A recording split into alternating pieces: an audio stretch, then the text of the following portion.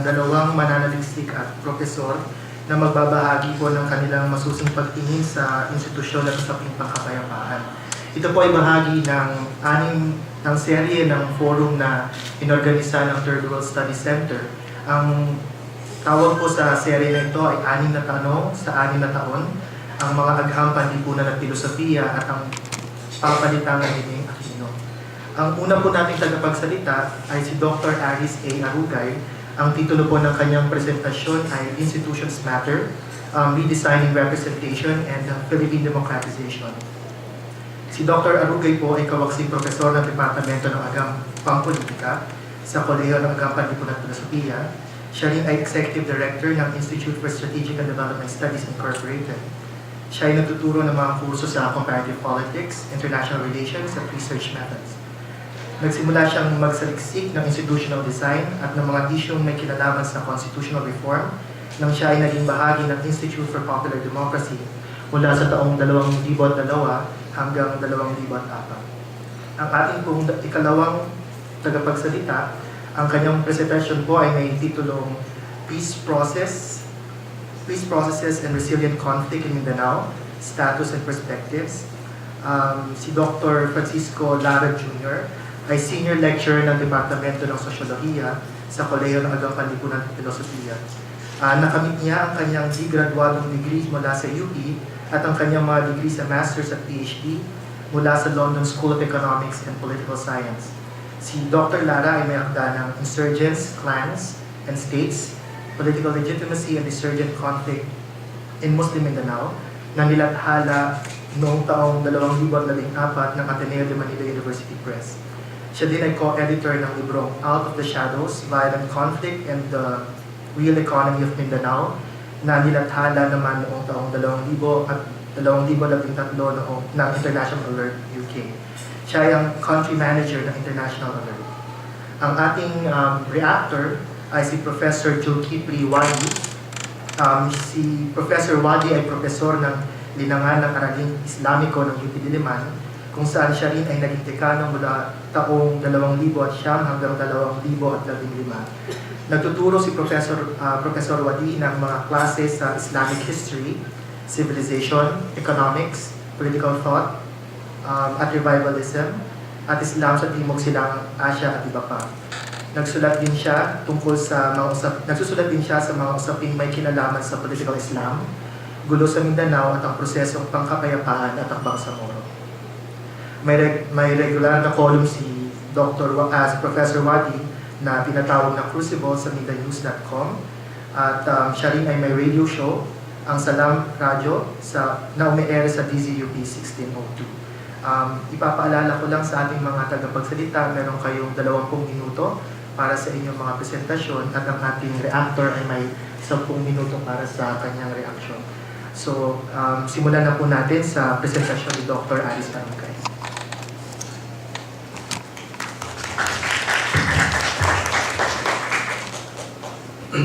Maraming salamat, Dennis. Magandang hapon sa ating lahat. Maraming salamat sa Third World Study Center para sa imbitasyon na ito na magsalita at maaaring ibahagi sa ngalan ng aming departamento, Departamento ng Agham Pangpolitika, kung ano yung maaari naming ambag sa inyong tema na 6 na tanong sa 6 na taon.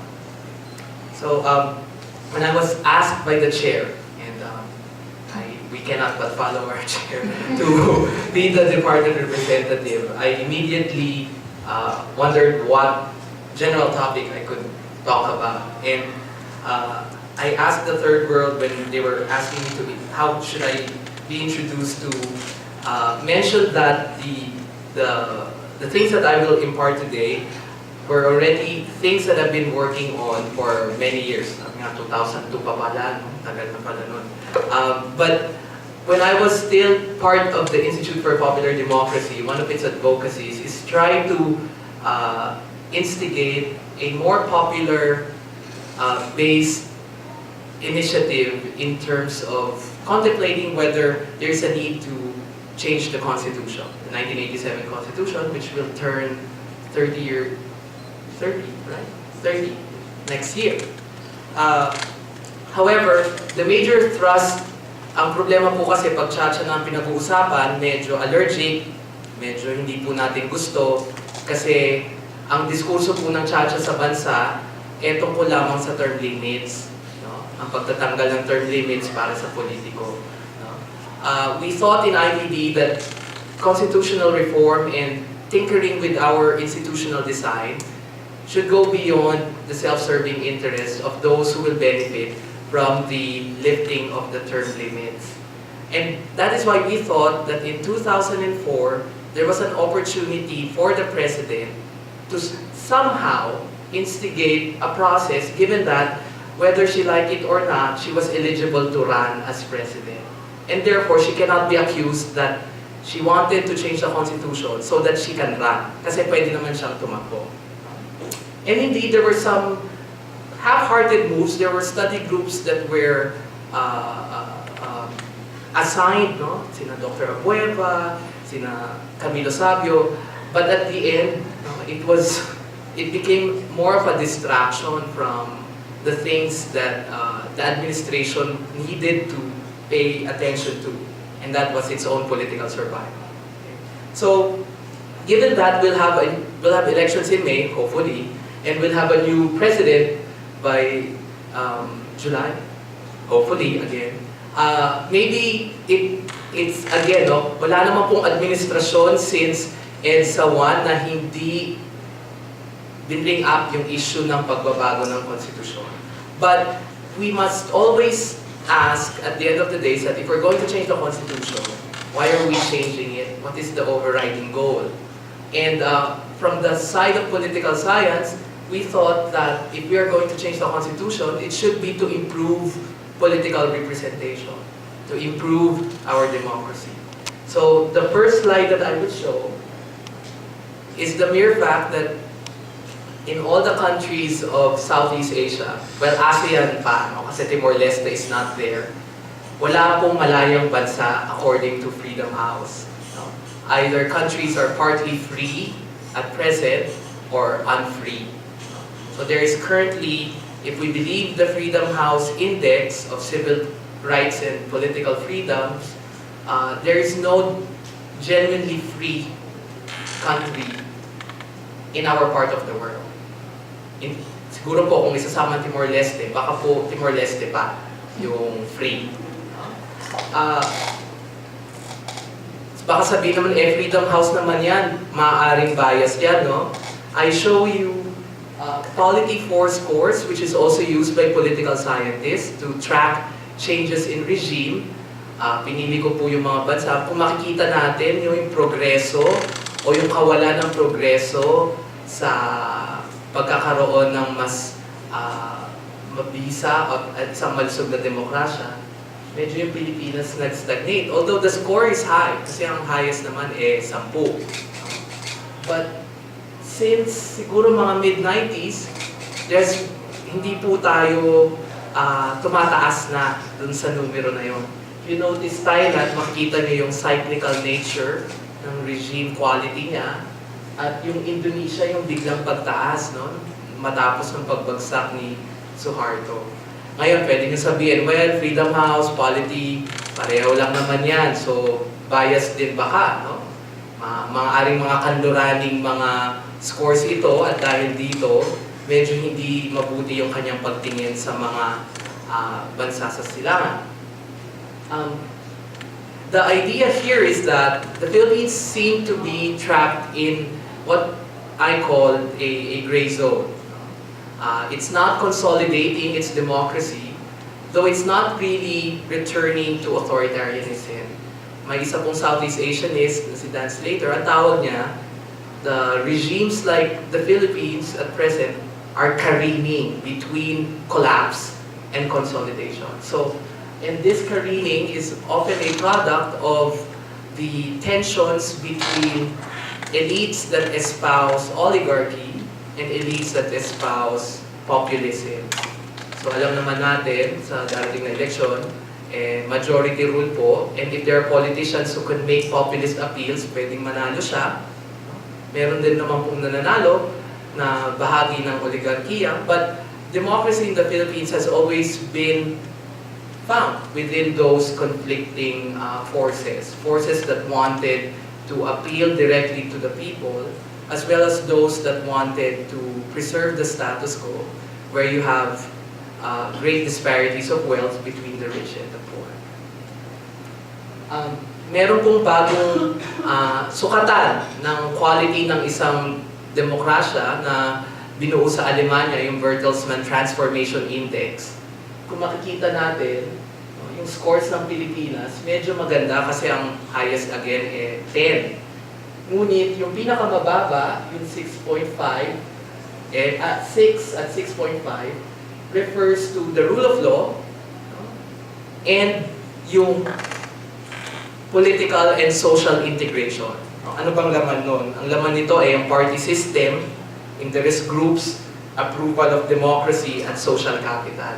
Sa makatuwid, kung meron pong kakulangan ng Philippine democracy, it is the ability of the regime to be responsive to the demands of groups, of ordinary citizens, in the inputs in policy processes, dahil masyado pong exclusive, yung political participation.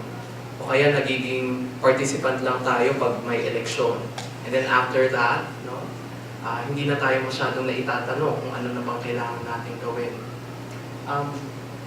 And therefore, the Philippines, when they ranked it, ito po yung ranking ng Pilipinas, nandun po siya sa area ng defective democracies. Kasi nga po sa political science, medyo napapakamot kami ng ulo pag sinasabing democracy lahat. So, meron tayong tinatawag na adjectivized democracies. May nilalagay pong adjective to qualify. So, maaaring, for example, electoral democracy ang Pilipinas, ngunit hindi siya liberal. Maaaring demokrasya siya, pero sabi nga nung pumanaw na Professor Benedict Anderson, kasike democracy siya. So, parating may qualifier. At baka sabihin nyo, ayan, meron pa pong isang sukatan na binuo. Ang tawag dito ay varieties of democracy. At sa tingin nitong sukatan na to, it tries to subdivide democracy into certain types. So meron kang electoral, participatory, deliberative, egalitarian. At kung tignan nyo lang po yung green na line at yung blue na line na nandun sa dito po kayo tumingin sa pinakadulo. Yung blue na line na halos yung pinakamababa. Yung green na line po, yun yung electoral democracy. So ibig sabihin, in terms of the type of democracy that we are, ang pinakamataas po ay yung dahil tayo ay electoral democracy. Dahil merong eleksyon. Relatively free, I don't know about fairness. Yung pinakamababa po, this is participatory democracy. So, somehow, it mirrors yung sinabi ng Bertelsmann kanina na meron pagkukulang sa political and social integration. So, ito po yung konteksto sana nung aking mga proposals na maaaring tignan at maaaring isa-isip ng susunod na administrasyon kung ito ay sincero na mapabuti yung kalidad ng representasyon at ang kalidad ng demokrasya sa Pilipinas. So, yung Chacha discourse po, yung charter change discourse sa Pilipinas, kung titignan natin, according to the political science literature, medyo grand po yung ambisyon. This refers to a parliamentary shift. Meron po tayong mga kandidato na gustong maging federal ang Pilipinas. Meron po tayong mga kandidato na gustong baguhin yung sistema ng gobyerno.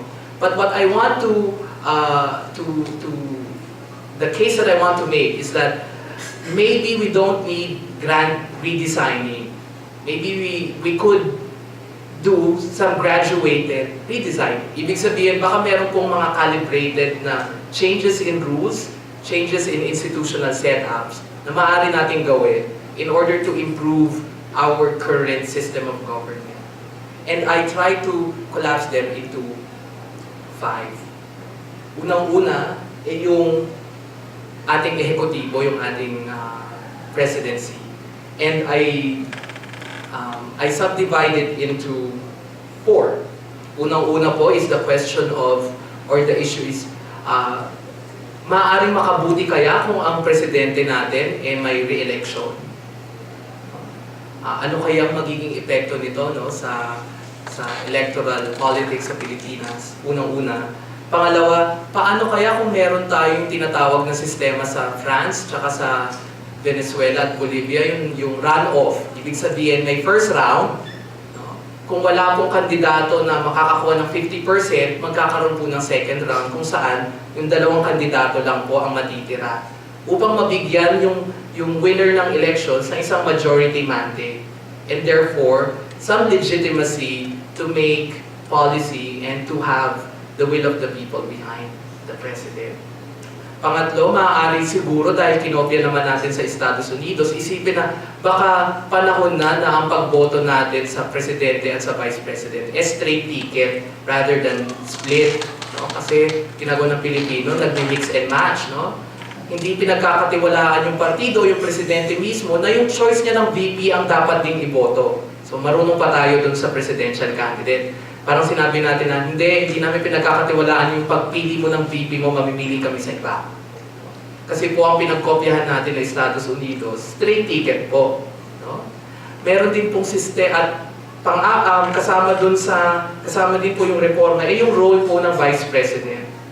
Sa Estados Unidos po, ang Vice President presiding officer ng Senado. Meron po siyang trabaho talaga.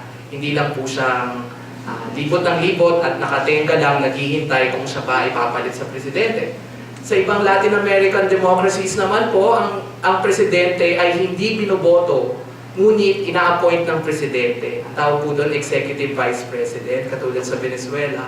Ibig sabihin, walang karapatan yung VP to replace the president kasi siya yung delegated lang. Kung anumang otoridad ang meron siya, galing sa Pangulo.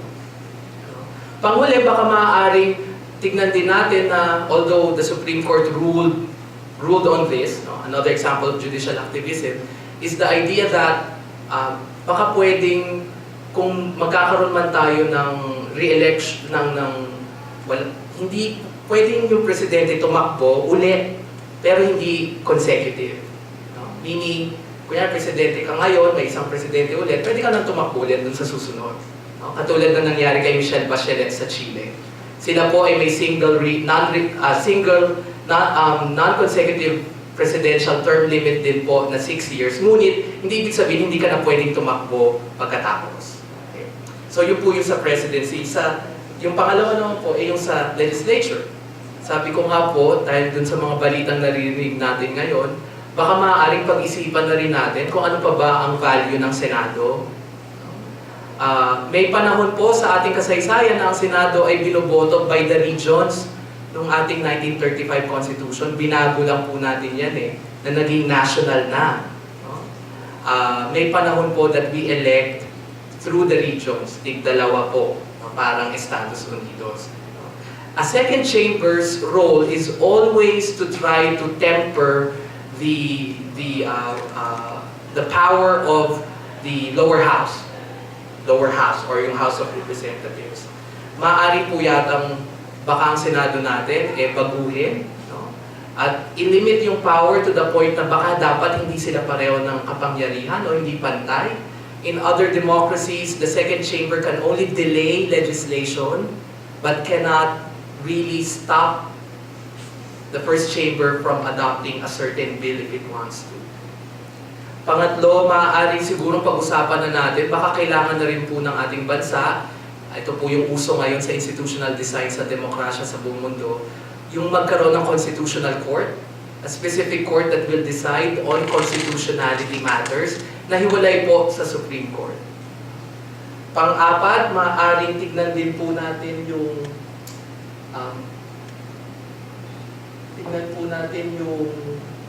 ayan, ito po. Baka maaaring dapat ilagay sa ating saligang batas yung restrictions on campaign finance. Kasi po ang ating eleksyon ay pamahal ng pamahal. And we know that if a democracy is costly, its quality cannot be reassured. Hindi po ibig sabihin kasi yun lamang po may access sa pera maaaring maging pinuno ng ating bansa. At panghuli, although nakalagay po dito na ang Pilipinas does not report regularly. Yung political parties natin hindi nagre-report ng finances. Which is like 27% of all democracies or all countries in the world. Yung isa pa pong graph, baka kailangan natin paigtingin yung participatory elements ng ating demokrasya through giving more substance dun sa people's initiative or yung direct democracy mechanisms. Ibig sabihin nito, yung demokrasya po din natin ay hindi lamang tuwing eleksyon, ngunit may pagkakataon yung ating mga ordinary citizens to collectively propose certain bills. Nakalagay po yan sa saligang batas, ngunit walang enabling law. Yung pirma na, yung batas na gusto nila nung pirma ng 90s, the Supreme Court struck it down. Isa pa po, isa pa is that the citizen initiative, meron po tayong local recall of officials. So, a certain percentage po ng ating mga botante sa isang, sabihin na natin, syudad or municipality, can initiate a recall mechanism, meaning magkakaroon ulit ng eleksyon sa pagka-mayor. Sa local po meron tayo niyan, ngunit sa national, wala. Sa ating presidency, tanging impeachment lang po ang makakapagpigil sa presidente from completing his term, apart from, of course, resignation, death, and other exigencies. Okay. Doon po sa aking mga, you might think na ang dami namang proposals niya, no? And these are all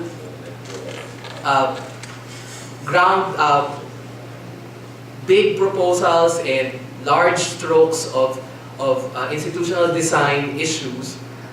Ngunit meron po tayong caveats, meron po tayong first order issues muna. Kung tayong magbabago ng konstitusyon, paano po natin babaguhin? Because it seems that the process and the outcome needs to be in sync. Ano po ba yung outcome? Bakit natin binabago yung konstitusyon? At kung paano po? Sa ating saligang batas, may tatlong paraan.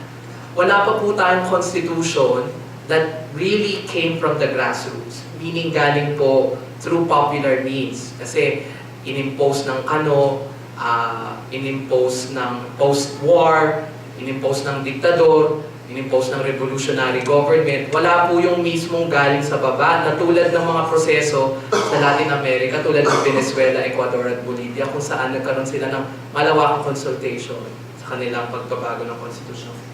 Pangalawa, meron po tayo, maaaring sabihin nyo, batas lang naman ang binabago natin ang konstitusyon. Hindi naman ibig sabihin yan, mapapabuti. Tama po yun. No? Institutions are endogenous. No? Kailangan din isipin natin yung role of informal institutions, patronage, clientelism, informality in Philippine politics. Ngunit wala naman pong perpekto kasing institutional design. And those that will embark on this process need to know what would be the unintended consequences of these changes and to anticipate them. Kasi po sa bandang huli, may trade-offs po ang bawat choice of institutional setup. Do we want more representativeness or we want more governability? Wala pong perfectong design that will balance totally both. Kung meron man siguro lahat yun na yung disenyo natin. Importante po yung role ng presidency, but sa tingin ko, hindi natin pwedeng, katulad ng lahat na lang, iasa sa presidente lahat. No? So if we're going to change our constitution, importante po magkaroon ng reform coalition or change coalition na iba't ibang sektor, iba't ibang grupo, at hindi lamang po spearheaded by a single individual. Tama na po yung pag-iisip na maaaring magbago ang politika sa Pilipinas dahil lamang sa isang tao. At kailangan po nito ng partisipasyon at deliberasyon ng mas nakaranaming grupo. And finally, I think this is where the university can come in, as well as media, is to somehow popularize these ideas of trying to change the constitution, particularly the political aspect. Yung sa economy, huwag tayong pumunta doon, at dahil hindi naman po ako ekonomista. Ngunit, the more that we involve people in terms of knowledge about our current constitution, marami pong may hindi pa rin alam ang ating constitution, we can't even go to changing it. So, I'll stop here and I'll entertain questions later. Again, marami pong salamat sa Third World at marami pong salamat sa panahon niya sa pakikinig.